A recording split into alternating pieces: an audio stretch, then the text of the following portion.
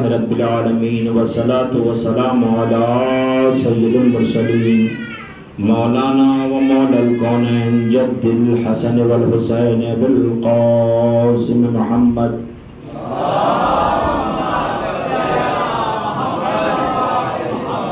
ولعنۃ اللہ علی اعدائہم اجمعین من یومنا ھذا الی قیام یوم الدین اما بعد فقد قال اللہ فی کتابہ المبین وہو اصدق الصادقین وقولہ الحق بسم اللہ الرحمن الرحیم کل من علیہا فان ویبقى وجہ ربک ذو الجلال والاکرام صلی اللہ علیہ محمد وعلی محمد.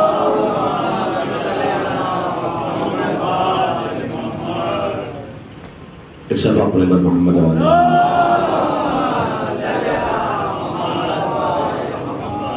ایک سلوات پڑھیں تھوڑا تھوڑا سا آگے آجائے.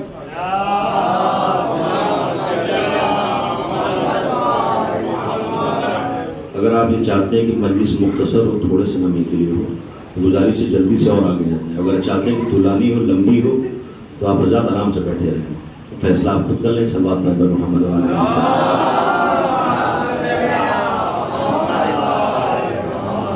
اس کا مطلب آپ یہ چاہتے ہیں کم سے کم 1.5 گھنٹے کی پڑھی جائے. ایک اور سلوات پڑھیں.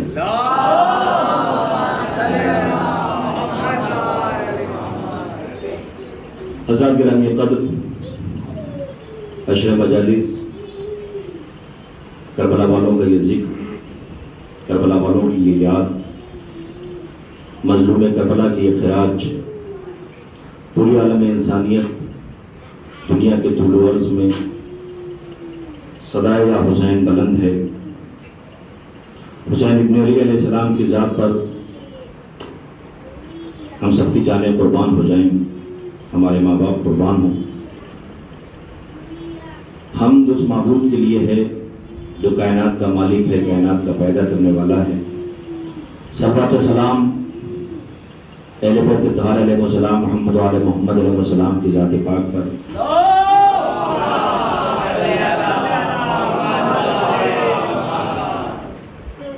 اسی ذیل میں نے قرآن مجید کی جس آیت مبارکہ کی تلاوت کی ہے سعادت حاصل کی اور شرف حاصل کیا. اس میں فنا اور بقا کے مراحل ہیں. الحمدللہ اس پورے ایام اعزاء میں مسلسل علماء ذاکرین کو آپ سماعت کرتے آئے. بہت کچھ درسگاہ سے سبق لیا. دعا گو کہ خالق کائنات ہم نے جو کچھ سنا اس پر عمل کرنے کی توفیق عنایت فرمائے اور ہم اپنے زندگی میں اسے عملی جامہ پہنا سکیں تاکہ اس درسگاہ میں جو ہم حاضر ہوئے ہیں تو زمانہ ہمیں حسینی کہے. آپ نے بہت سے اشعار سنے.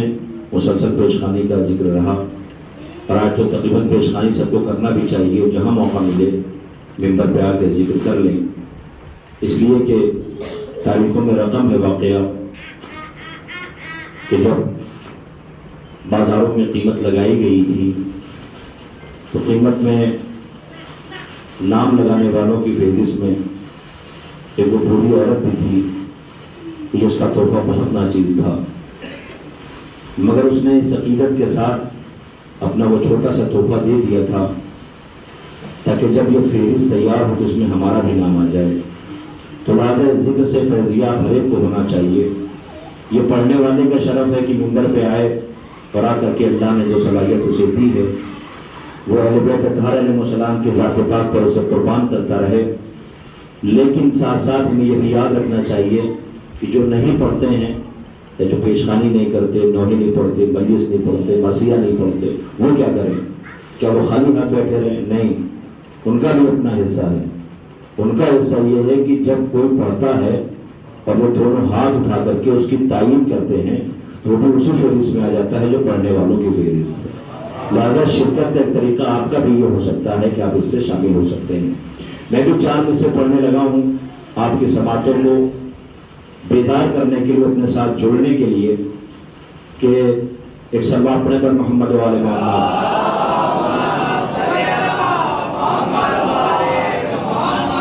ابھی بھائی آگے آئیے دینا ہے ایک اور سلوات پڑھیں.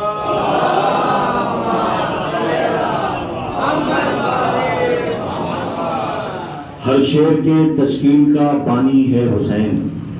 خوب شعر سنے آپ نے. ہر شعر کے تشکیل کا بانی ہے حسین, پرواز تخیل کی جوانی ہے حسین. ہر شعر کے تشکیل کا بانی ہے حسین, پرواز تخیل کی جوانی ہے حسین. ندوی بھائی سے سنیے گا. شعر کے تشکیل کا بانی ہے حسین, پرواز تخیل کی جوانی ہے حسین. ہر مصرع اولا کو محمد کہیے. اگر مصرع اولا ہو مصرع ثانی نہ ہو تو مصرع سمجھ میں نہیں آتا ہے. ہر شعر کے تشکیل کا بانی ہے حسین, پرواز تخیل کی جوانی ہے حسین. ہر مصرع اولا کو محمد کہیے, اسلام تیرا مصرع ثانی ہے حسین. ہر مصرع اولا کو محمد کہیے. سلام پر محمد و آل محمد.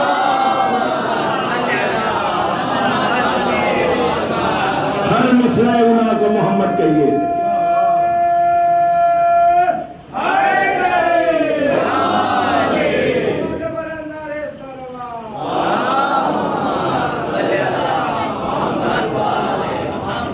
اسلام تیرا مصرع ثانی ہے حسین.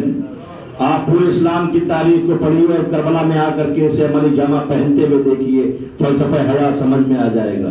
میں نے آپ کی خدمت میں جس آیت مبارکہ کی تلاوت کا شرف حاصل کیا اس میں خالق فنا اور بقا کا ذکر کر رہا ہے, اور یہ کہہ رہا جو شے بھی ہے اسے تم دیکھ رہے ہو, سب کو فنا کے گھاٹ اترنا ہے, بس ایک چہرہ ہے جسے باقی رہنا ہے. یہ چہرہ کس کا ہے؟ کہ اللہ کا. تو پھر اللہ کا چہرہ اگر آپ بنا رہے ہیں تو پھر اللہ کا چہرہ کیسے ہو سکتا ہے؟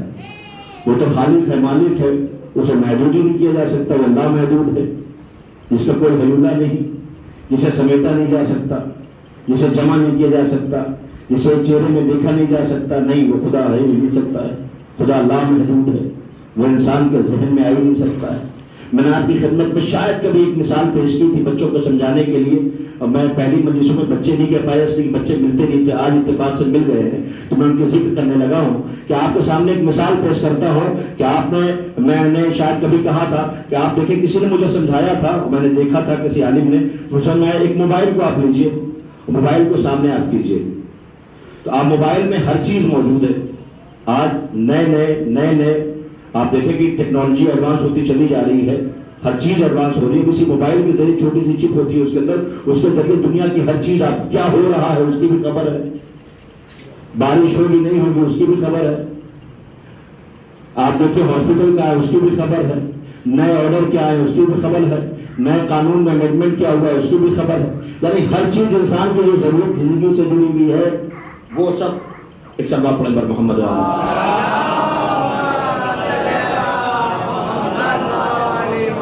ایک اور سلوات پڑھیں بر محمد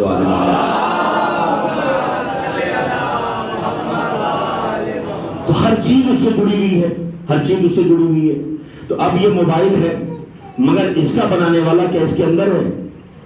نہیں, بنانے والا اس کے باہر ہے.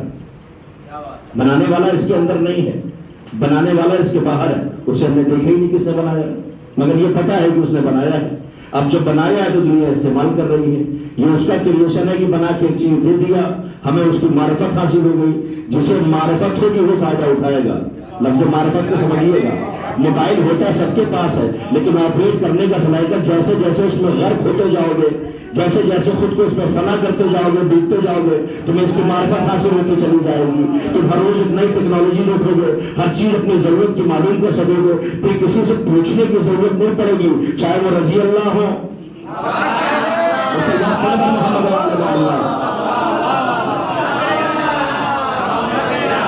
آپ کو پوچھنے کی ضرورت نہیں پڑے گی, کسی سے پوچھنے کی ضرورت نہیں پڑے گی. کیوں؟ اس لیے کہ آپ کو اس کی معرفت حاصل ہے. جب معرفت حاصل ہوگی, اب ان بزرگوں کی بات میں نہیں کر رہا جو موبائل بھی ایک جیب میں رکھتے ہیں, ڈائری بھی ایک جیب میں رکھتے ہیں, نمبر اس میں نوٹ کرتے ہیں دیکھ کے تب موبائل, مگر کس کا نمبر کہاں ہے ڈھونڈ کے نکال بچہ لیتا ہے. بچے کو معرفت ہے, بزرگ کو نہیں ہے. توجہ نہیں کہ میں لفظ کہہ کے گزر گیا. بچے کو معرفت ہے, بزرگ کو نہیں ہے. بچے کو معرفت ہے, بزرگ کو نہیں ہے. یہی وجہ تھی کہ بچے ہم نے دیکھا اس خانوادے کی صحبت میں پلنے والے وہ کہاں پہنچ گئے اور بزرگار میں روتے رہ گئے.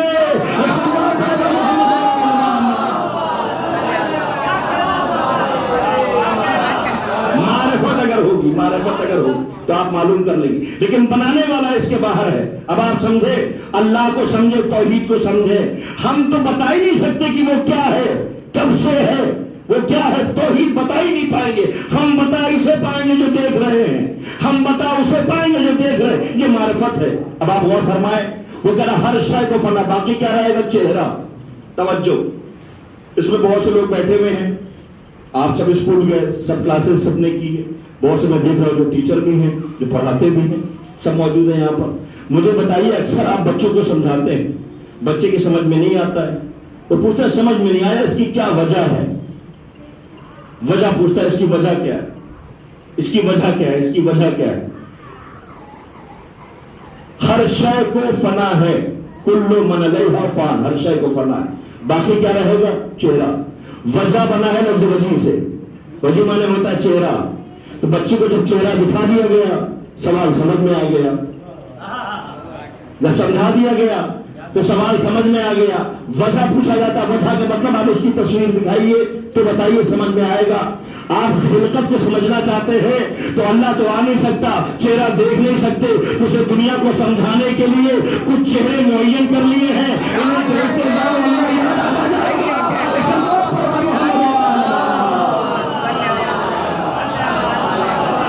میں بڑی جلدی جلدی اپنی منزل کے قریب پہنچنا چاہوں گا, اس لیے کہ وقت بہت کم ہے, تاخیر ہو چکی ہے, مگر آپ متوجہ رہیں تو میں آپ کے گوش گزار کوئی باتیں کرنا چاہتا ہوں. اب آپ دیکھیں, بنانے والے نے موبائل بنا دیا, چیزیں اس سے باہر, بنانے والا باہر ہے, مگر جب اس نے بنایا تو بنانے کے بعد اس نے جب ایک چیز ایجاد کی, ایک چیز کریٹ کی, ایک چیز بنائی, پیدا کی, خلقت کی, بنایا اس نے, بنانے کے بعد اس نے اپنے آپ پہ فخر کیا کہ میں نے ایک چیز بنا لی.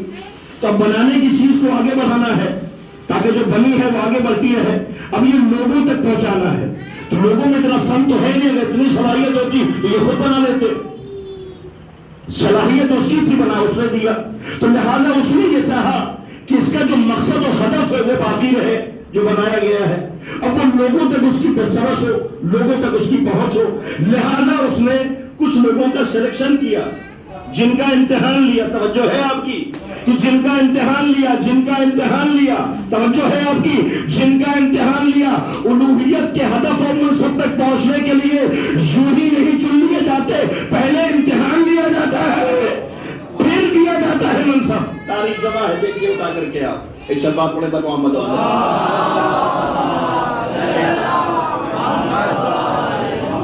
کر رہے ہیں آپ. تو یہ امتحان ہوتا ہے, امتحان لیا, کچھ لوگوں کو سلیکٹ کیا, اور سلیکٹ کرنے کے بعد انہیں پراپر ٹریننگ دی گئی, انہیں پراپر ٹریننگ دی گئی, انہیں سکھایا گیا, انہیں بتایا گیا, انہیں سکھایا گیا, انہیں بتایا گیا. سلوات پڑھے پر محمد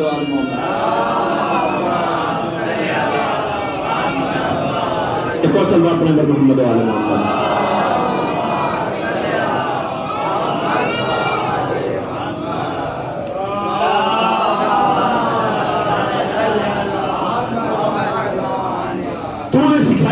بتایا گیا, ٹریننگ دی گئی. اب جب انہیں بتایا گیا تو ساتھ میں سکھایا گیا کہ اگر اس چیز میں کوئی دقت آئے تو تم کہیں اور نہ جانا, ان سے رابطہ کرنا. چونکہ بنانے والے نے ڈائریکٹ انہیں سکھایا ہے, یا اپنے ٹرین لوگوں سے ٹرین کیا ہے, تو لہٰذا کا ڈائریکٹ نہیں جانا, ان کے ذریعے ملنا.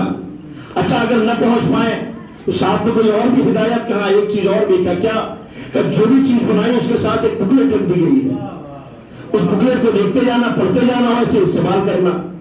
اس کا مطلب کہ دو چیزیں اس نے ساتھ میں دے دی, ایک بکلیٹ دے دی, ایک ٹرین سروس سینٹر دے دیا کہ ان دونوں سے رابطہ رکھنا, چیز کا نقصان نہیں ہونے پائے گا. اب میں کہوں گا تم کسی چیز کو بناؤ تو بکلیٹ بھی رکھو, ٹریننگ سینٹر بھی رکھو, انجینئر بھی لے آؤ, مگر اللہ اتنی نازک چیز انسان بنائے اس کو ایسے ہی آزاد چھوڑ دے. آواز آئی نہیں, آزاد نہیں چھوڑا ہے. قرآن بھی دے دیا, اہل بیت بھی دے دیا.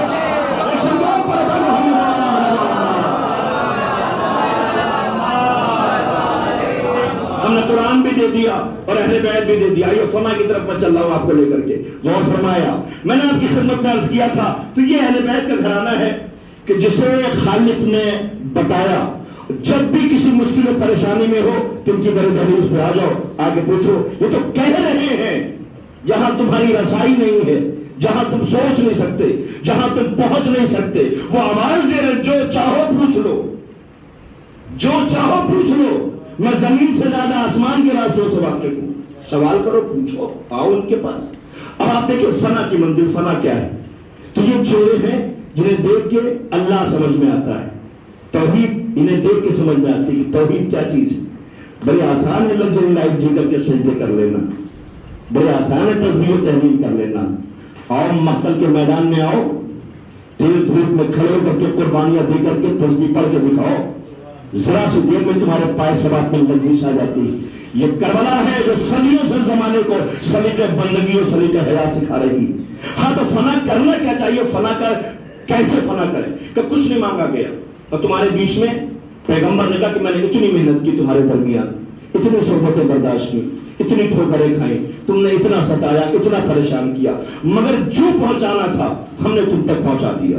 غدیر کے کھلے میدان میں یہ کہا، سوال کیا، پوچھا، یہ کہا کہ شریعت مکمل ہو گئی، دین مکمل ہو گیا، کوئی شریعت نہیں آئے گی قیامت تک کے لیے.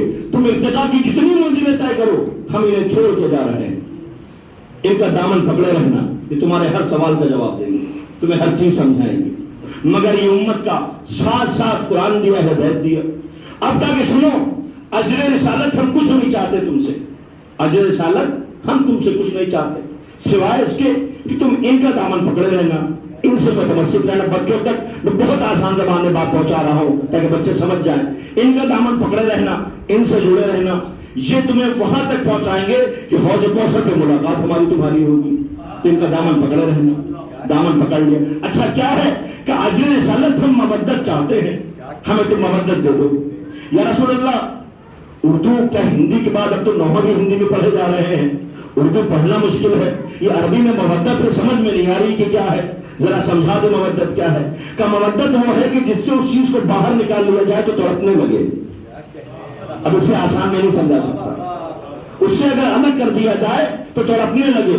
2 سال کووڈ کے زمانے میں عزاداری ہم سے دور ہو گئی، ہم کتنا تڑپے ہیں. یہ مودت کی علامت ہے، یہ ہم سے کوئی چھین نہیں سکتا. یہ ہماری زندگی، ہماری بقا ہے، ہماری جان ہے، اس کے لیے ہماری خلقت ہوئی.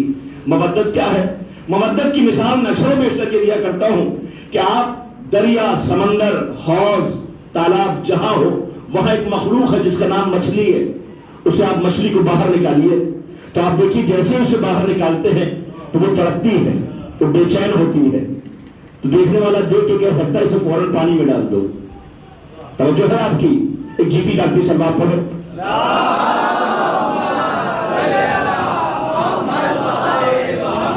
کیسے؟ پانی میں ڈال دو، پانی میں ڈال دو. اسے کیوں کہ پانی میں ڈالو اس کی تڑپ ختم ہو جائے گی. اس کی تڑپ یہ بتا رہی ہے کہ اسے پانی چاہیے. پانی اس کے لیے مودت ہے. توجہ ہے آپ کی؟ اسی مچھلی کو آپ ٹکڑے ٹکڑے کریے، اسے آگ روشن کیجئے، اس پہ چڑھائیے بہترین مسالے اگر چاہیے سرور صاحب نظام آباد میں موجود ہے، بہت ہی اچھے وہ خانسامہ ہیں. آپ اس سے پوچھیے، مسالے بڑے شاندار بتائیں گے وہ آپ کو. مسالے پوچھیے، مسالے بنانے کے بعد آپ اس کو سامنے رکھ دیجئے. مت بتائیے کسی کو، اپنے مخصوص لوگوں کو دعوت میں بلائیے. مخصوص لوگوں کو دعوت میں بلانے کے بعد وہ اگر ہماری بس میں آ کے بیٹھ جائے گا تو ہم پکڑ لیں گے کہ مچھلی کھایا اس نے. آپ پوچھیں کیسے؟ اس لیے کوئی بار بار اٹھ کر کے جائے گا یا کسی کو اشارہ کرے گا پانی لاؤ، پانی لاؤ، پانی لاؤ. نہیں سمجھے آپ؟ پانی لاؤ. کھا کے مچھلی اکیلے میں آیا تھا، وہ مجمع میں بیٹھا محفل میں تو پکڑ لیا گیا کہ مچھلی کھا کر کے آیا ہے. کیوں؟ کہا وہ تجربے کار نے یہ بتایا کہ مچھلی کا ریشہ جب تک شکم میں موجود رہے گا وہ پانی کے لیے بار بار طلب کرے گا کہ پانی چاہیے، پانی چاہیے. اب آپ سمجھے، جب یہ زندہ تھی تو پانی کے لیے تڑپ رہی تھی، جب اسے مار دیا گیا، ختم کر دیا گیا، آگ کے حوالے کر دیا گیا، تب بھی اس کا ریشہ شکم کے اندر انسان کے موجود تھا، تب بھی پانی پانی پانی پانی کی آواز دے رہا تھا. اب سمجھے آپ مودت کسے کہتے ہیں، فنا کسے کہتے ہیں؟ جب انسان اپنے آپ کو اس پہ قربان کر دیتا ہے تو فنا کی منزل تک پہنچ جاتا ہے. وہ فنا نہیں ہوتی، بقا میں بدل جایا کرتی ہے. یہی تو وجہ ہے میثم تمار بار بار پیڑ کے حوالے پانی کر کے آواز دے رہے تھے، زبان کاٹو، گلا الگ کرو، علی سے محبت نہیں ہے، علی سے محبت ہے.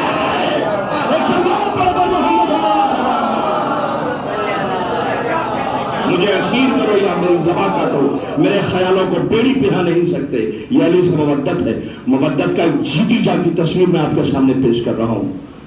10 محرم عشر عاشور کربلا کے انصار امام مظلوم میں ایک نام جناب عابس کا ہے.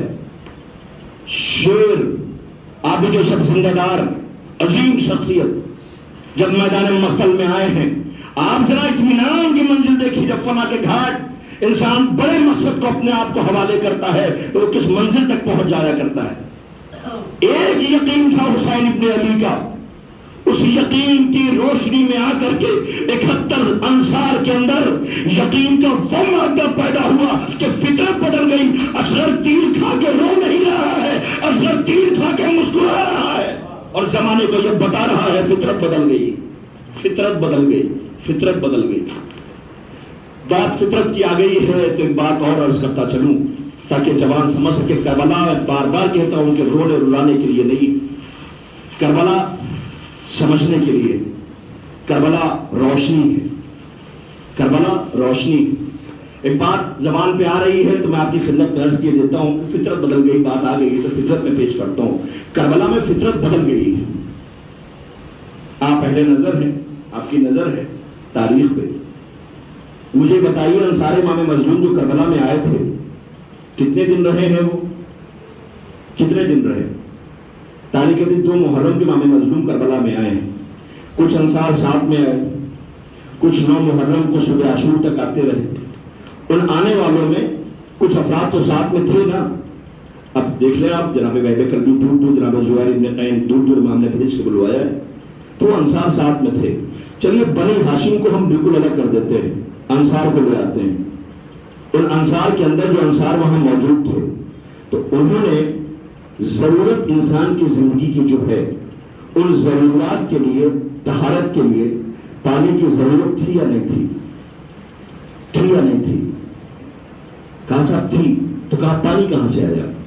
تو اتنے دن ٹھہرے ہیں وہ, آپ سوچیں کہ سوال ہے, جواب سوال. اور یاد رکھیے گا جیسے جیسے زمانہ ارتقا کی منزلیں طے کرے گا ہر سوال کا مثبت جواب ملنے والا ہے. یہ سوال تھا کہ انہوں نے طہارت کیسے مکمل کی, طہارت کیسے پوری کی. اب آپ ذرا غور کریں. اب اس کے لیے کہا نہیں جا سکتا کہ پانی یہ تھا وہ تھا, پانی تھا ہی نہیں تو یہ طہارت کیسے ممکن تھی؟ کیا فطرت بدل گئی تھی؟ میں نے کہا جی حضور فطرت بدل گئی تھی, فطرت بدل گئی تھی. کیسے کیسے ممکن ہے فطرت بدل جائے, انسان اپنی ضرورت سے فطرت بدل دے؟ کہ بالکل فطرت بدل سکتا ہے. کہ کیسے بدل سکتا ہے؟ کہ ہمارے امام نے معصوم نے اس کا بھی جواب دیا. ہم اکثر و بیشتر نمازوں میں دعا کرتے میرے مولا جلدی آئیے, میرے مولا جلدی آئیے, میرے مولا جلدی آئیے, ظہور کیجیے. اور پھر ہم یہ بھی کہتے ہیں کہ مولا ہمارے ہر حرکات و سکنات سے واقف ہے, وہ ہمیں دیکھ رہے ہیں کہ ہم گھر سے نکلے مجلس میں جانے کے لیے, انہیں پتہ ہے کہ ہم مجلس سن رہے ہیں, انہیں پتہ ہے کہ ہم باتیں سن رہے ہیں, ہم تنہائی میں کیا کہہ رہے ہیں, ہم کیسے تنہائی میں رو رہے ہیں, ہم کیسے اہتمام کر رہے ہیں, ہم فرش ازا کے لیے تڑپ کیسے رہے. وہ سب پہ نظر ان کی ہے, سب پہ ان کی نظر. اور میں نظر کی بات بتاؤں آپ کو, بات آ گئی ہے تو یاد رکھیے گا کبھی بھی یہ ذہن میں نہ آئے کہ کوئی ہمیں دیکھ نہیں رہا. دیکھنے والے ہمیں دیکھ رہے ہیں, دیکھنے والے ہمیں دیکھ رہے ہیں. تو اللہ تشریف فرمائے. پوچھیے ایران کا 30-35 سال پرانا ایک بہت مشہور واقعہ ہے کہ ایک بہت بڑا تاجر تھا, ایران کا مانا ہوا تاجر, بینک کرپٹ ہو گیا. بینک والے تلاش کر رہے تھے, موت کے دہانے پہ کھڑا ہوا تھا, وہ کیا کرے, اور بڑا سرمایہ اس کا ڈوب گیا. وہ بے چین تھا, گھر میں فاقوں کی نوبت تھی, تنہائی میں رویا کرتا تھا, کرے تو کیا کرے. گھر پلٹے ہو گئے, مطلب جتنے بھی وہ سب کچھ ہو سکتا تھا ساری اس کے ساتھ چیزیں ہو گئی. وہ بے چین ہو کے اپنی شریک حیات کے پاس آیا اور آ کے کہتا ہے کہ تم میری اتنی مدد کر دو کہ کہیں سے اتنے پیسوں کا انتظام کر دو کہ میں امام رضا تک چلا جاؤں, ان کے حضور چلا جاؤں. اس عورت نے جیسے تیسے انتظام کیا پیسوں کا, وہ لے کر کے حرم میں امام کے پہنچا. ابھی وہ زمین تک پہنچ نہ پایا تھا کہ جو لوگ زیارت کرنے گئے ان سے پوچھیے, اور جو لوگ نہیں گئے پروردگار اس مجلس کے صدقے انہیں جلد سے جلد زیارت نصیب ہے. آپ جائیں دیکھیے کیسی جنت ہے.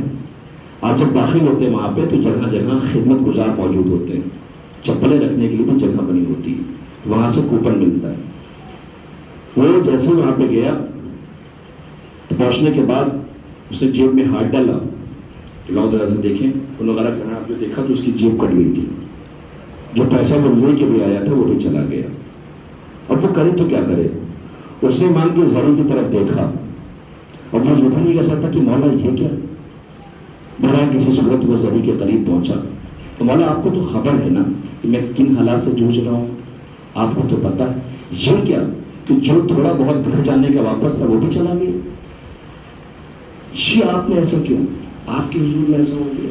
اور آپ کو پتا میں آپ کے پاس تو مدد مانگنے کے لیے آیا تھا, مدد کے بجائے جو میرے پاس تھوڑا بہت گھر جانے کا تھا وہ بھی چلا گیا. ابھی میں سوچ ہی رہا تھا, بہت پریشان تھا وہ کہ کرے تو کیا کرے. اسی درمیان اس کے ذہن میں یہ یاد آیا کہ لاؤ ذرا دیکھتے ہیں.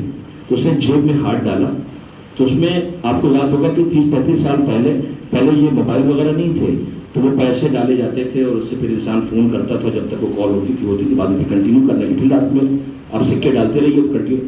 اس کے پاس ایک سکہ نکلا تو اس نے کہا کہ لاؤ ایسے دیکھتے ہیں, رینڈملی کوئی ایک نمبر ڈائل کرتے ہیں, شاید کچھ مدد ہو جائے. تو اس نے ایک سکہ ڈالا اور رینڈملی ایک نمبر کال کیا اس نے. پھر اس نے اپنے حالات بتائے کہ میں آیا تھا, میری جیب کٹ گئی, مجھے گھر جانا ہے, اتنی اس نے کہا. اس نے کہا ٹھیک ہے آپ ہو کہاں پہ. اس نے وہ جگہ نشاندہی کی کہ میں اس جگہ کے اوپر ہوں. کہنا ٹھیک ہے انتظار کرو. 10 منٹ گزر گئے, 20 منٹ گزر گئے, آدھا گھنٹے گزر گئے.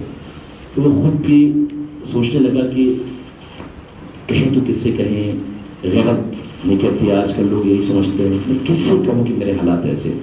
وہ انتظار کر رہا تھا. تھوڑی دیر میں کوئی ایک شخص آیا, اس نے آ کر کے کہا کہ آپ کا نام یہ. اس نے کہا آئیے. تو سوچا کہ یہی ہوگا. پتہ چلا کہ نہیں یہ ڈرائیور ہے. ایک عالیشان گاڑی کھڑی ہوئی تھی, اس میں صاحب بیٹھے ہوئے تھے, تو لے کر کے آئے, گلے سے لگایا. ایسا لگتا تھا استقبال ایسے کیا جیسے کوئی بہت اپنا ہے. اسی عزت و وقار کے ساتھ لے کر کے اسے گھر پہنچے.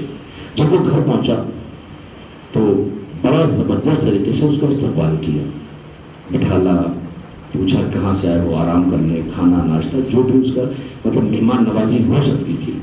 اور پھر آنکھوں میں اس کے آنسو بولا, اتنی عزت. اب اس کے بعد اسے اپنی بات کہنی ہے, شرم کھائی جاتی ہے, اپنی پریشانی بتائے تو کیسے بتائے کہ میرا اتنا بڑا نقصان ہو گیا ہے, میں گھر کس منہ سے جاؤں, اور میرے پیسے جو تھے وہ چلے گئے. تو اس نے کہا بتاؤ تمہاری پریشانی کیا ہے, میں تمہاری کیا مدد کر سکتا ہوں. اس نے بتایا کہ میرا تقریباً 200 ملین کا نقصان ہوا ہے اور میں بہت پریشان ہوں. تو اس نے کہا اچھا 200 ملین کا ہوا کہاں. اچھا ایک بات بتاؤ کہ اب تمہیں از سر نو اگر اپنے پیروں پہ کھڑا ہونا ہو تو کتنے کی ضرورت ہے. اس نے کہا 60 ملین اگر ہو جائے تو بہتر ہے. تو فوراً ایک چیک لے کر کے آیا. وہ تو 200 ملین کا اس نے ایک چیک اس کے حوالے کیا. اس نے 60 ملین کہا تھا کہ سر نو کھڑے ہونے کے لیے چاہیے. 70 ملین اس نے اس کو کہا کہ تم جا کے اپنا کام پھر سے شروع کرو. اسی درمیان ایک چھوٹا سا بچہ آیا تو دیکھ کر کے رونے لگا. یہ پیسہ دینے والا رونے لگا. ایسے سوچا رونا مجھے چاہیے تھا, رو یہ رہا. تو اس نے کہا کہ تم رو کیوں رہے ہو. اس نے کہا کہ میں تمہیں بتاؤں, میرا یہ بچہ ایسی بیماری میں مبتلا تھا کہ میرے پاس جتنی طاقت تھی میں نے ساری طاقت لگا دی, جتنا پیسہ میں صرف کر سکتا تھا دنیا کے ہر کونے میں گیا, لیکن ہر جگہ سے مجھے جواب مل گیا تھا کہ یہ لا علاج نہیں ہو سکتا. صرف ایک ٹیسٹ تھا, وہ کسی دوسرے یورپ میں جا کر کے مجھے کرانا تھا, اور میں بے چین تھا کہ اگر اس کی رپورٹ نگیٹو پازیٹیو آ گئی تو میرے لیے پھر بہت مشکل ہو جائے گی. میری بیوی نے کہا کہ تم ادھر ادھر کیوں بھٹک کر رہے ہو, ماما رضا کے پاس کیوں نہیں جاتے ہو, تاکہ ان سے کہوں. کہنا میں وہ مہمان کے ذریعے کے پاس آیا, میں نے بولا میرا یہ کام آپ کر دیں, میرے بچے کو زندگی دے دیں, میں آپ کے کسی ایک زائر کی جو ممکن ہو سکے گا زائر کا میں اس کے لیے حاضر ہوں. پہلے اس کے بعد میں وہاں سے چلا آیا, اس کا ٹیسٹ ہوا, اس کی رپورٹ نگیٹو آ گئی. کہ بس میری زندگی کی رمق لوٹ آئی, میرے اندر بہت حوصلہ آیا کہ یہ نگیٹو رپورٹ آ گئی, یہ واقع میں بتا رہا ہوں آپ کو. اس کے بعد کرنا, اس کے بعد میں نے سارے ٹیسٹ کرانے شروع کیے, سارے test negative negative negative negative negative. تو میں نے کہا جب اسے کوئی بیماری ہے تو تم کیوں اتنا پریشان ہو رہا. مجھے سمجھ آ گیا کہ یہ مولا کی طرف سے شفا مل گئی. کرنا وہ انسان ہوتا ہی یہ کہ کہہ کر کے بھول جاتا ہے کہ میں بھول گیا کہ میں نے کبھی مولا سے کچھ کہا تھا یا مجھے یہ ملا. میں اپنی زندگی میں مصروف ہو گیا کہ اچانک رات کا واقعہ ہے کہ مولا میرے خواب میں آیا. کہنے لگے اتنی جلدی بھول گیا تو یاد ہے تو جو تم نے مجھ سے وعدہ کیا تھا کہ میں کسی زائر کی تو خدمت کرے گا. کل میرے ایک زائر مدد کے لیے آیا, میں بہت پریشان تھا, میں پورا دن صبح سے انتظار کر رہا ہوں کہ کون آ رہا ہے, کون مولا. اللہ میں کسی تلاش کروں کون مولا کا زائر ہے. کسی اسنا میں پورا دن گزر گیا, شام ہوتے تمہارا یہ فون آیا ہے, تمہارا یہ فون آیا. تو میں سمجھ گیا کہ یہ مولا کی طرف سے مجھے اشارہ کیا گیا ہے, لہٰذا میں فوراً بھاگا ہوا تمہارے پاس آیا ہوں. اب آپ سمجھے کہ امام کی کیفیت مدد کی کیسے نظر رکھتے ہیں، امام کیسے آپ کو دیکھ رہے ہوتے ہیں۔ بس شرط یہ ہے کہ ہم اپنے آپ کو ان کے حوالے کر دیں، ان کی ذات پہ یقین کر لیں۔ ایک صلوات پڑھیں بر محمد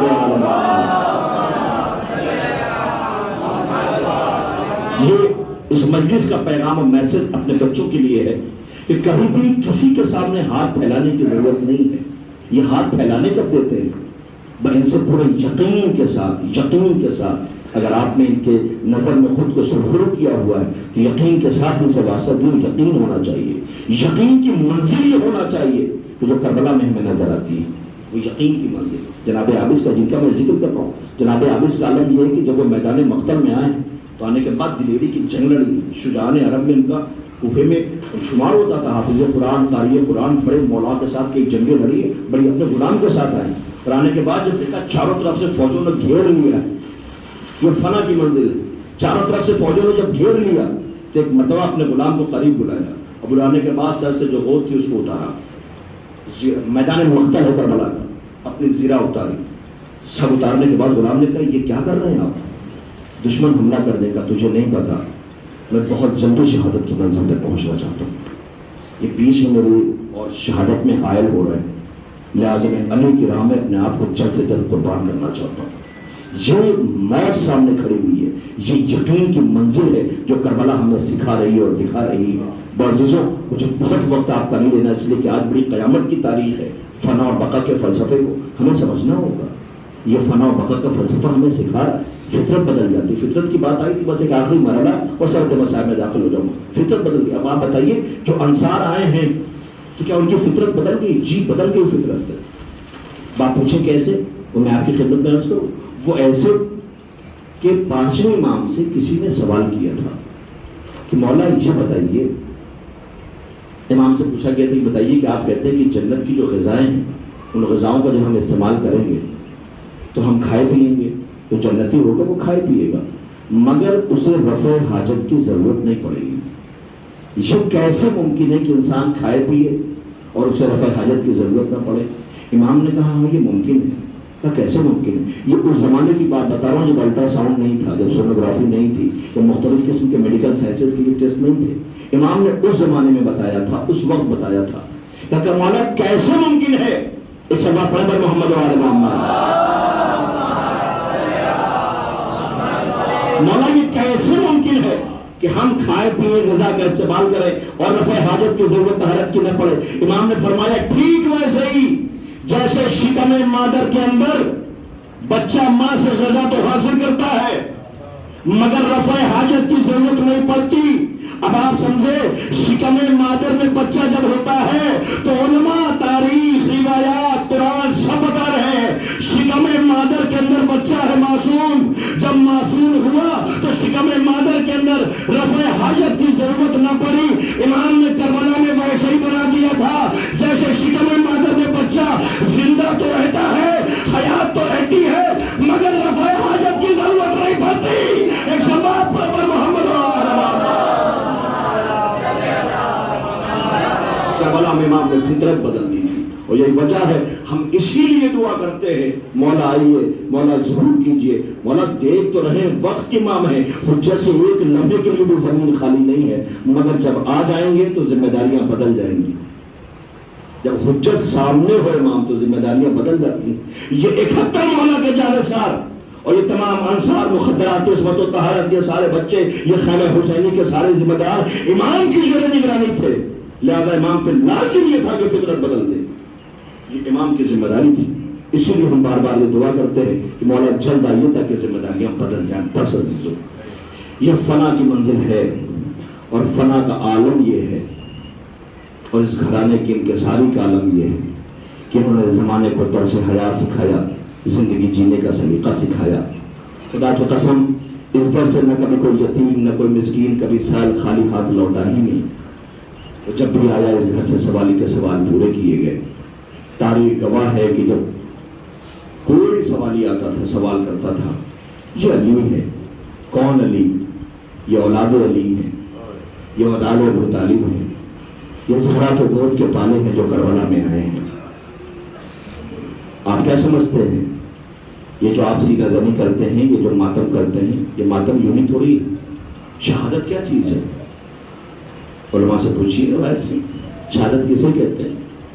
اہل بیت کا چاہنے والا جو اسے مودت رکھتا ہے، محبت رکھتا ہے، وہ اسے موتا تصور نہ کرنا، راہ خدا کا شہید ہے، وہ زندہ ہے، وہ اللہ کی طرف سے نعمتیں پا رہا ہے، مگر ہاں اپنے آپ کو ایسے آمادہ کرنا، امام نے کہا برزخ تک کی تیاری تم کر کے آنا، باقی کے ذمہ دار ہم۔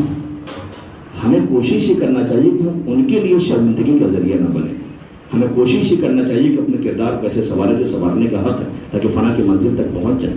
اور شہادت کا معاملہ یہ ہے کہ ہم نے تاریخوں میں جو دیکھا، قرآن نے جو منظر پیش کیا، حضرت ابراہیم کو اس میں اتنا اشارہ کیا گیا تھا کہ شہادت کے تم کو شبیہ تیار کرنی ہے، شہادت کی شبیہ تیار کی تھی۔ کیسا؟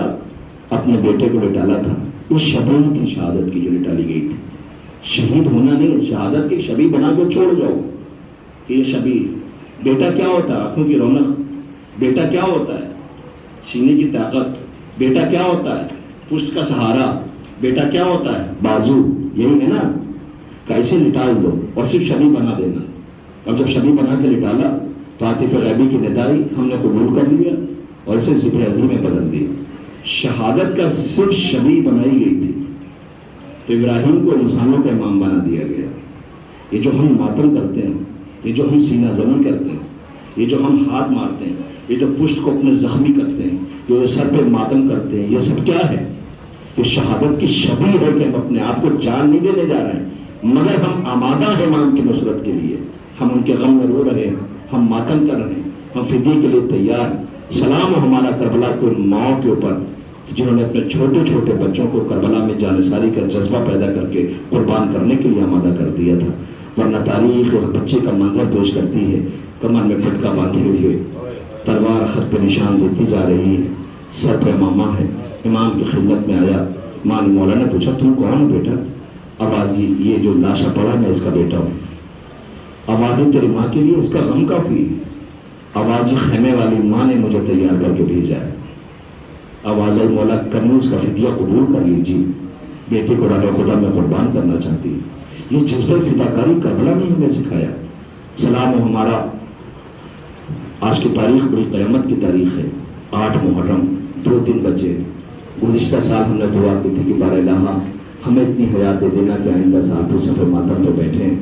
پروردگار یہ عزا ہماری زندگی کی آخری عزا نہ ہو۔ معبود جس کی آخری عزا اسے جوار ایمہ میں تحریم میں جگہ عنایت فرمانا۔ زندگی کا کوئی بھروسہ نہیں۔ یاد دلاؤں آپ کو، اسی عزا خانے کے اندر آج ایک آواز سنائی دیتی تھی جو لوگوں کے کہتے تھے ہائے مارا گیا سید مظلوم، ہمارے درمیان نہیں ہے۔ پروردگار جو سوگوار بیٹھے ہوئے کہ زندگی کا آخری دن نہ ہو، معبود ہماری ہر عبادت کو قبول فرما لینا، معبود کوئی کوتاہیاں ہو تو انہیں معاف کر دینا۔ اے میرے اللہ یہ عزا ہماری زندگی کی آخری عزا نہ ہو، پروردگار اس عزا کو قبولیت کا شرف عنایت فرمانا۔ خوب ماتم کیجیے، خوب پرسہ دیجیے، خوب روئیے اور تنہائی میں سوچیے بیٹھ کر کے کہ زہرا کے خیموں سے آواز آ رہی ہے ہائے پیاس، ہائے پیاس، الاتش، واہ غربتا، واہ حسینہ، واہ مظلومہ کی صدائیں۔ اور حسین ابن علی علیہ السلام میدان مقتل میں آج کی تاریخ منسوب ہے۔ مجھے حکم ملا ہے کہ میں حسین کے اس کمال کا مرثیہ پڑھوں جسے حسین نے کئی دفعہ رخصت کیا ہے، کئی دفعہ رخصت کیا ہے۔ کربلا کا اکیلا شہید ہے جو کئی مرتبہ خیمے سے باہر آیا ہے، خیمے میں واپس بھیجا گیا ہے۔ پتہ ہے وہ کون ہے؟ حسین کا 18 برس کا بیٹا علی اکبر ہے۔ تو گھٹ کے نہ روئے، ایسے ماتم کیجیے گا جو ماتم کرنے کا حق ہے۔ رونے والوں جو جوان بیٹھے ہوئے ہیں، خدا کرے تمہارے باپ کا سایہ تمہارے سر پہ سلامت رہے۔ خدا کرے جو بزرگ بیٹھے ہوئے ہیں ان کے بیٹے سلامت رہیں، ان کی طاقت ہے۔ خدا کرے کوئی غم نہ دے سوائے غم امام مظلوم کربلا کے۔ ان بچوں سے پوچھو جن کا باپ مر گیا ہے ان پہ کیا گزرتی ہے۔ لہمدار سے پوچھو جا کر کہ جنہوں نے جوان کی میت اٹھائی ہے کہ کیا کیفیت ہوتی ہے۔ اللہ اکبر۔ کربلا میں حسین نے ایک میت نہیں اٹھائی ہے، ایک لاشا نہیں اٹھایا، قدم قدم پہ حسین کو رلایا گیا ہے۔ حسین کربلا کے مقتل میں آواز دے رہے تھے مجھے رلا رلا کے شہید کیا گیا ہے۔ اللہ اکبر۔ آپ کی آنکھیں اشک بار ہیں، آپ کے آنسو بہ رہے ہیں۔ خالق کائنات نے رومال سیدہ میں جگہ عنایت فرمائے۔ حسین کے ایک بیٹا جس کا نام اکبر ہے، نانا کو یاد کر کے رویا کرتے تھے، نانا پہ گریا کرتے تھے. میں نے آپ کی خدمت میں تقریباً 45 منٹ کا وقت لے چکا ہوں اور بس یہ وقت جو نکالا ہے میں نے آپ کے لیے وہ مصائب کے لیے نکالا ہے. آپ میری طرف دیکھیں انشاءاللہ بہت ماتم کریں گے. اور میں نے کل مجلس میں کہا تھا کہ اتنا ماتم کرو کہ تمہارا سینہ درد کرنے لگے. تو تم یہ کہو اکبر تیری مظلومی کا ماتم ہے، سینے میں کچی کا پھل ٹوٹا تھا. اتنا ماتم کرو کہ تمہارے بازو درد کرنے لگے اور کہنا غازی تیرے پورے بازو کر کے لیے. اتنا ماتم کرو کہ وہ کر کے کہو حسین صبح سے لاشیں لے لے اٹھایا، کوئی سہارا مددگار نہ تھا. تاریخ کہتی کہ اللہ نے حسین کو اکبر عطا کیا تھا. نانا کو یاد کر کے رویا کرتے تھے، نانا کو یاد کر کے گریا کیا کرتے تھے. کسی نے آ کر کے خبر دی کہ آقا کے گھر اکبر آیا ہے. تاریخ کہتی کہ جب اکبر کی یہ آل محمد کے ہاں امام حسن کی شہادت کے بعد تاریخ کہتی کہ خوشیاں بہت کم آل محمد کے ہاں. ایک خوشی کا موقع تھا، مدینے میں اعلان ہو گیا کہ حسین کے گھر شبیہ پیغمبر آیا ہے. نانا کی تصویر آئی ہے، نانا کی شبیہ آئی ہے. حسین آقا نے اعلان کرا دیا مدینے میں آج حسین سے جو جو مانگے گا حسین اسے عطا کرے گا. یتیم مسکین سیلوں کی قطار لگ گئی. سارے سوالی کھڑے ہوئے تھے. یہ بڑھتا تاریخ کہتی ہے کہ بیت الشرف میں پردہ پوش بی آئی،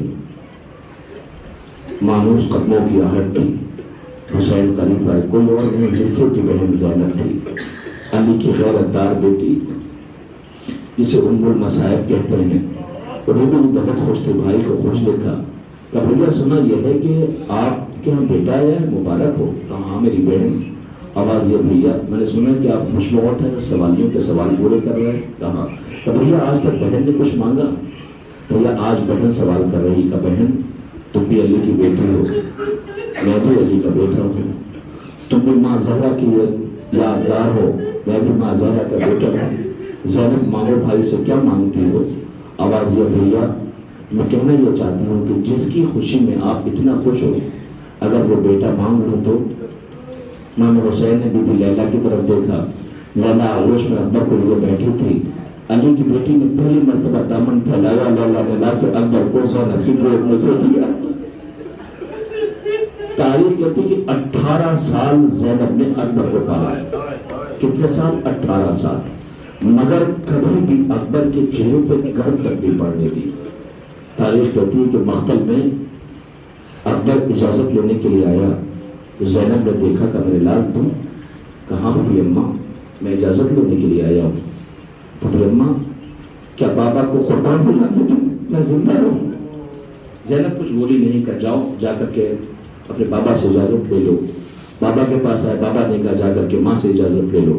آخرکار لیلا نے کہا کہ جا کے اپنے پالنے والی ماں سے اجازت لے لو. اکبر کبھی بابا کے پاس، کبھی اماں کے پاس، کبھی پھوپھی کے پاس روتا ہوا اکبر آیا، آواز دیا. پھر اماں نے اجازت دے دی کہ ٹھیک ہے میرے لال. زینب نے ہاتھ پکڑا، لے کر کے حسین کے پاس آئی. کبریا یاد ہے آپ کو جب 3 دن کا تھا اکبر تو لے کر کے گئی تھی، میں نے چہرے پہ خاک نہیں پڑنے دی. بھیا ایسے کربلا کی خاک میں نہ ہو گئے، بھیا ایسے کربلا کی خاک میں آپ کی آوازیں گھٹ گھٹ کے نہ رہی ہے. آج آپ محرم ہے، رہے جو اگلے برس ہم ہیں اور یہ غم پھر ہے.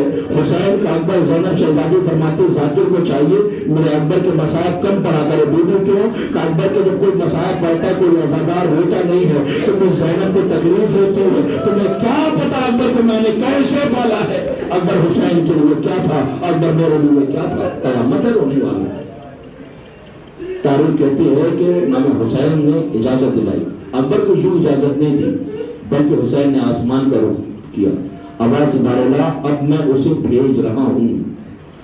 اکبر سمجھ گئے کہ اب بابا نے اجازت دے دی.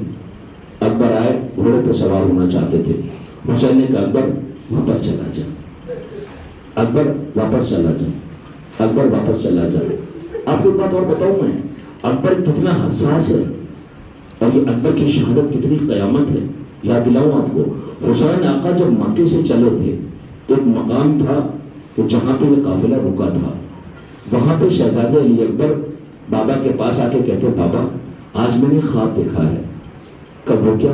کہ بابا میں نے دیکھا یہ ہے کہ آپ کا داہنا بازو کٹ گیا. بابا میں نے دیکھا یہ ہے کہ آپ کا بایاں بازو کٹ گیا. ابھی میں نے دیکھا یہ ہے کہ آپ کی پیشانی زخمی ہے. آواز یہاں بیٹا ہم شہادت کی طرف آگے بڑھ رہے ہیں, مقتل قریب ہے اور میں وہاں اپنے قربانی دینی.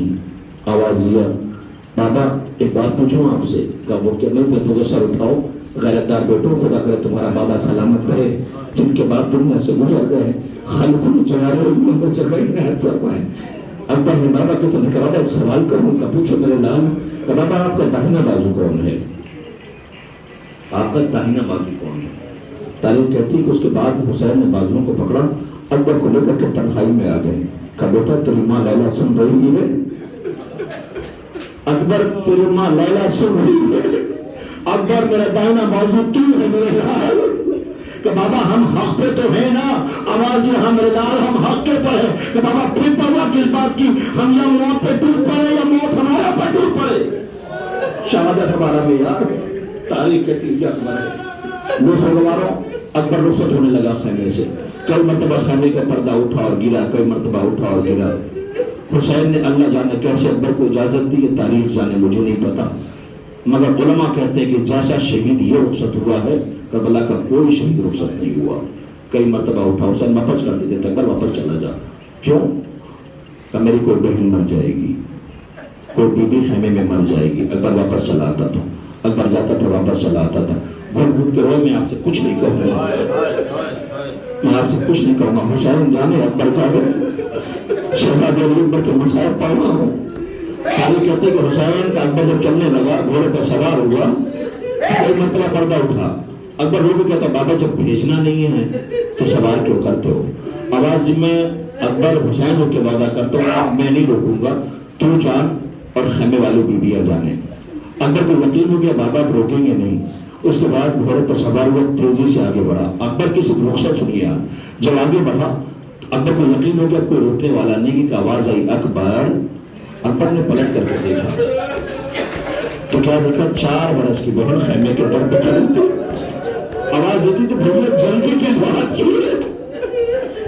خدا کرے تمہاری بہنیں سلامت رہے, خدا کرے تمہاری بہنیں سلامت رہے. آواز یہ اکبر جلدی کس بات کی ہے؟ دیر جا. اکبر گھوڑے سے روتا ہوا اترا, اترنے کے بعد بہن کو کلیجے سے لگا لیا. آج سکینہ خوش نصیب ہو, کم سے کم رخصت کے بھائی نے کلیجے سے لگا لیا. وہاں مدینے میں سورہ انتظار کر رہی ہے, میرا اکبر مجھے لینے کے لیے آتا ہوگا. قیامت ہے قیامت. سکینہ نے کہا بھیا چند لمحے کے لیے ٹھہر جاؤ, مجھے آپ سے کچھ کہنا ہے. آواز سکینہ بتاؤ کیا کہنا ہے بہن؟ کہ بھیا اجازت ہے. سکینہ نے بھائی کا گریبان چاک کیا, بھائی کے سینے کا بوسہ لیا. اکبر نے پوچھا بہن کہ یہ میری طرف سے نہیں ہے, یہ میری طرف سے نہیں ہے. کیا پھر؟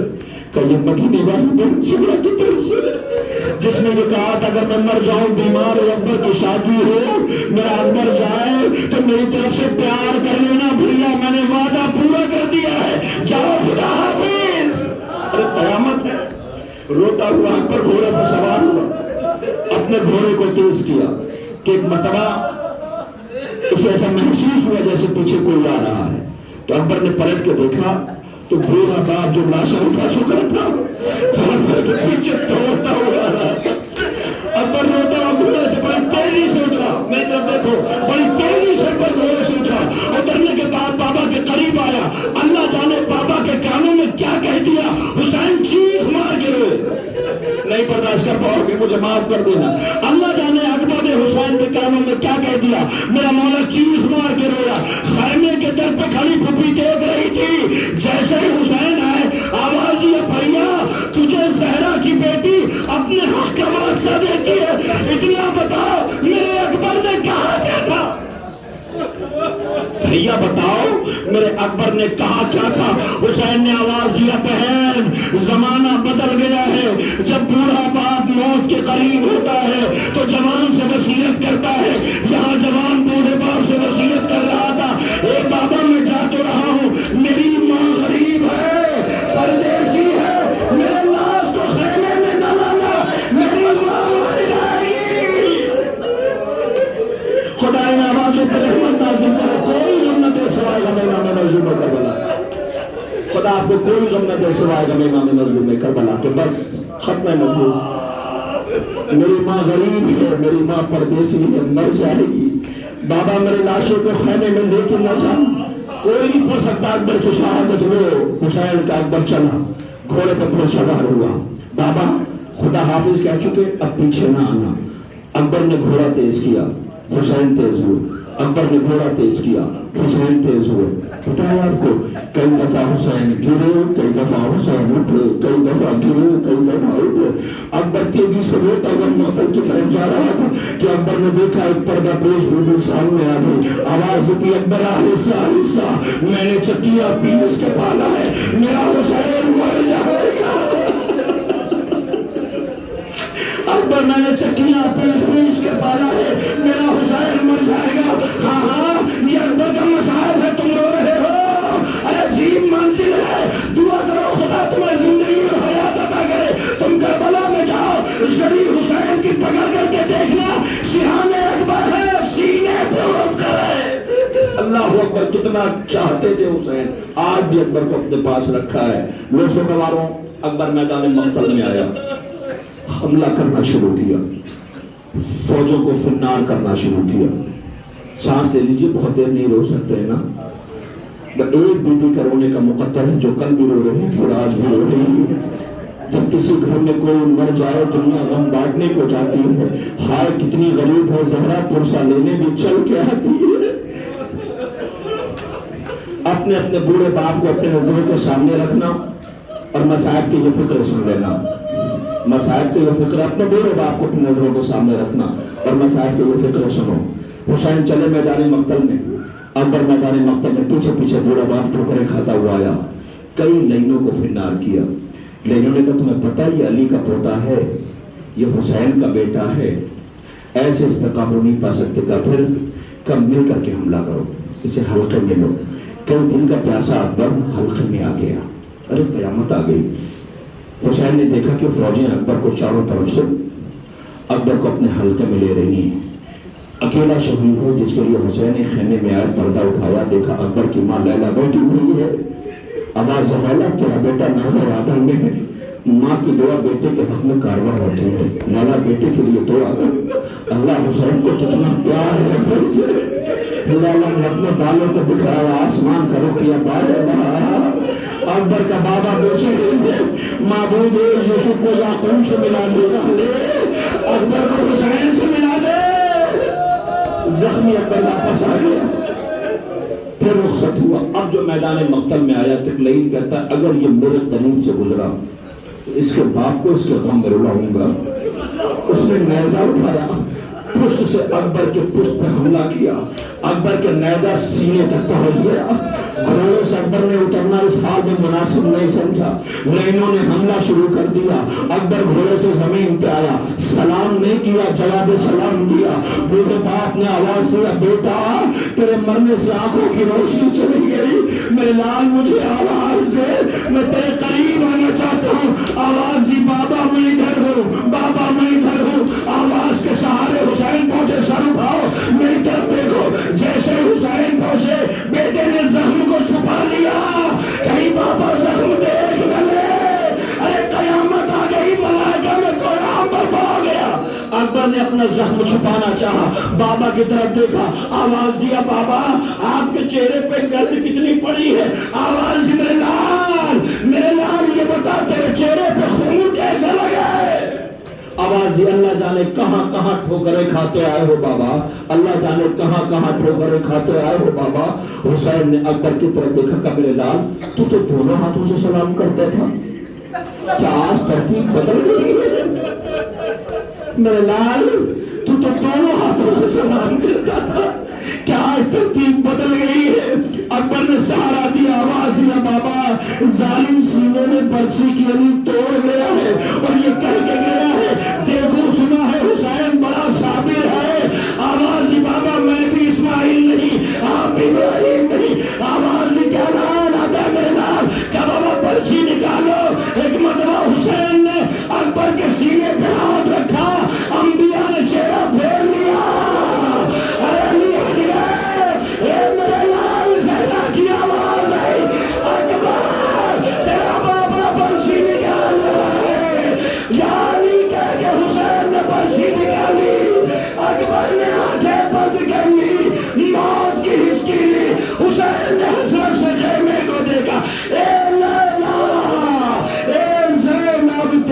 پر مارا الا لعنت اللہ علی قوم الظالمین سیعلم الذین ظلموا ای منقلب انا للہ و انا الیہ راجعون وا محمد و علی الا لعنت اللہ علی قوم الظالمین ماتم حسین